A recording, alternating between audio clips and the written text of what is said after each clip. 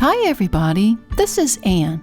The three basic ingredients of a pottery glaze include silica, a glass former, a flux to lower its melting point, and an alumina so it won't melt off the piece. For the color, it might have a metal oxide such as cobalt, copper, iron, etc. But it's also possible to use just those colorants themselves to add color to our clay. For this video, I made 5 simple oxide wash recipes. I'll show you ways to apply them and do experiments to show you how they can interact with glazes. Oxide washes are much easier to make than a regular glaze. Now I'll demonstrate how to make June Perry's blue wash recipe. I set my scale to measure grams. I need 9 grams of raw ochre,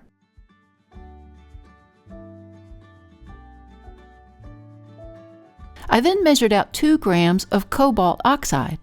Remember to wear gloves and a respirator and take all safety precautions to protect yourself. And by the way, there's a link to June's recipes in the description section below.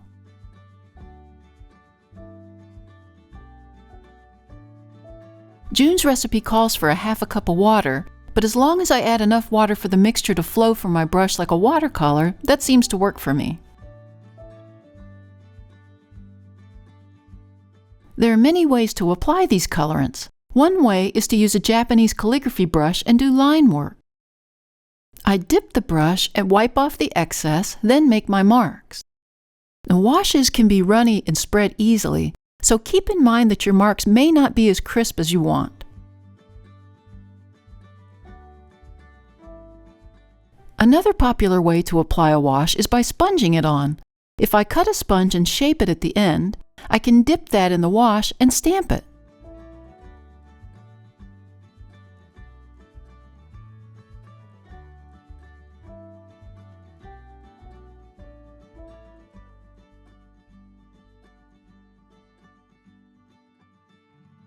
You can also use a ball tool. Just dip and shake off the excess, then make your dots.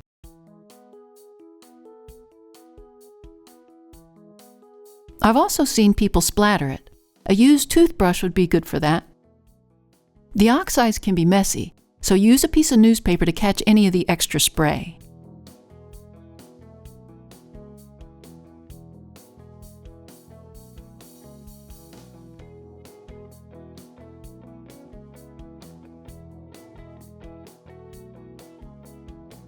Last but not least, the 2 most popular ways to use the washes are number 1, to coat them over textures and wipe them back, and number 2, to use them together with glazes so they'll interact with each other. I made 5 wash recipes and 5 half-textured test tiles to show what each recipe will do when applying it in 4 different ways. On the first tile, I brushed blue wash over the first 2 textured sections.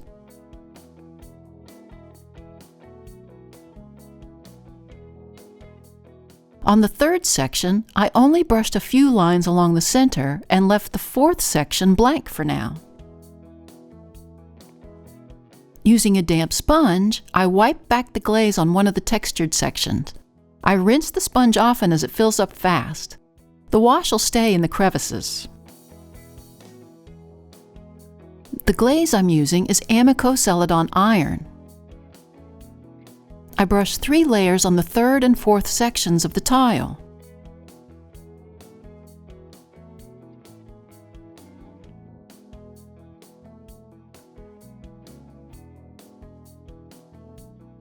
On the 4th section, I brushed the same line pattern over the glaze to see if there's a difference in using the wash under or over. I repeated the same pattern on all the test tiles with different washes and glazes.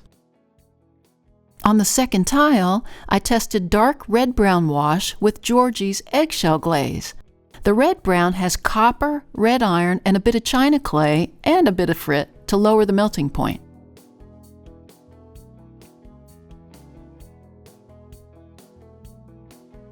The eggshell glaze is very matte white and also semi-opaque.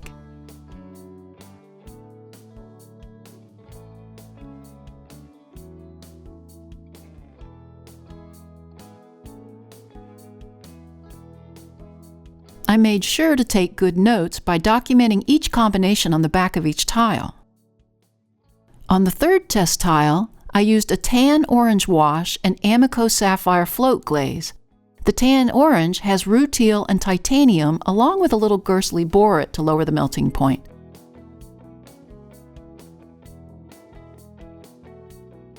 This sapphire float is more opaque, so it'll be interesting to see if it just covers over the wash completely or if there's any interaction.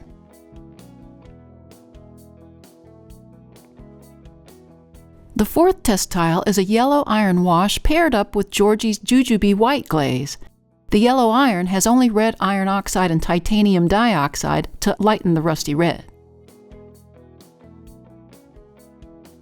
The white is also opaque, but it's also a crawling reticulated glaze, which means it has a high shrinkage rate, causing it to constrict itself into little beads as it fires. It'll be interesting to see if the wash is revealed under the glaze beads.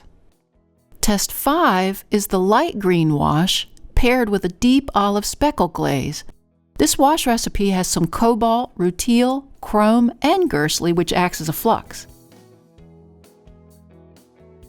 The olive speckle is more transparent, but it has speckles of color in it. We'll get to see if those make any difference. Now here are my test tiles. I loaded them into the kiln and fired them to cone 5 with a 6-minute hold. And here's how they came out. On test tile 1, remember we brushed blue wash over the texture. It really started out with a dark brown color but fired to a much darker dramatic blue-black, also leaving some staining over the raised areas of texture. On the smooth glaze side, the brush strokes showed up nicely whether we brushed it on, under, or over the glaze. Notice on the last section where I brushed over the glaze, I had a little blue floating spots and streaks, and it's a bit more transparent than the underwashed section. Now here's the second tile. I love how the wash tinted the clay a sepia color when wiped back, but the creviced areas fired dramatically dark. A nice contrast. On the glazed side, the wash showed up well both over and under the glaze, although on the right side where the wash was brushed over the glaze, it's beginning to fade back. The third tile was the tan orange. It wiped back a bit more cleanly than the other washes, and I love that warm color it fired to. Very striking. I got interesting results from the sapphire float glaze. The opacity of the glaze did make a difference on the underwashed side, where some of the marks almost disappear or change to a ghostly image. On the overwashed side, the marks spread a bit and turned a contrasting warm olive green. The fourth tile had the yellow iron wash paired with the Jujube glaze. If you remember at the bisque stage, that went on very dark, but it fired to a nice warm antique color to where the texture's highlighted on both sides. The wiping back created a light soft staining over the wiped part with just enough contrast in the crevices. On the reticulated glaze side, you can see that the glaze did craze and constrict into small beads so that the underwashed marks became visible to reveal almost a hidden image. The underwashed side turned a nice warm yellow that stayed on the top part of the beads, leaving the white of the clay in the cracks. I was so fascinated with this effect, I thought I'd do one more test brushing the wash over the texture and then the glaze over the whole thing. The beading crazed more in the deeper pockets, exposing the wash surface even more. This texture's so random, though. I bet on a texture that was more arranged, you could achieve really cool patterns. The last tile was the light green wash paired with the deep olive green glaze. That light green wash turned a toasty orange soft brown on the higher parts of the texture. Inside the crevices, it pooled to an almost black, making it very dramatic on both sides. On the glazed side, the semi-transparency of the glaze left a lighter green-brown faded image on the underwashed side. On the overwashed side, it was much darker, and where it was thicker, left some metallic floating areas. The speckles were interesting, but I couldn't tell if they added to the resulting effects. As a bonus, I wanted to see what the washes would look like on a real piece. I created 3 partially textured tumblers to experiment on. The first tumbler had the blue wash paired with the Georgie's Chartreuse gloss glaze. I wiped back the wash and glazed over it on part of it, left some of the texture unglazed. On the smoother part, I sponged the wash into the flower shapes and glazed over it. On the second tumbler, I used deep red-brown wash paired with Amico Honeydew Flux glaze. The opacity covered a lot of the texture, but as it turned a darker green over the wash, you could still see the nice pattern. The pattern was clearly visible on the wiped-off part, leaving a warm toasty brown in the crevices.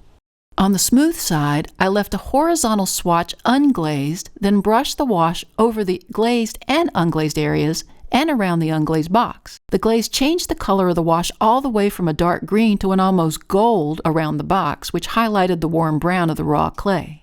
On the third tumbler, the semi-opacity of the eggshell wash left an almost graphite gray like it was covered with a fog. You can really see how much the wash was transformed from the firing when you look at the bright warm wash on the unglazed side of the texture. That wash really breaks well over that texture. I used my ball tip tools to create dots over the glaze. They almost disappeared on the lighter applied dots. Let me know what your favorite wash and glaze combination was in the comments below. Thanks to the newest members of our Little Street Pottery Research Facility team. If you'd like to join the team and earn a title, click on the Super Thanks button or the link to buy me a coffee. It also really helps us out if you hit that like button and subscribe to our channel. See you next time in the studio.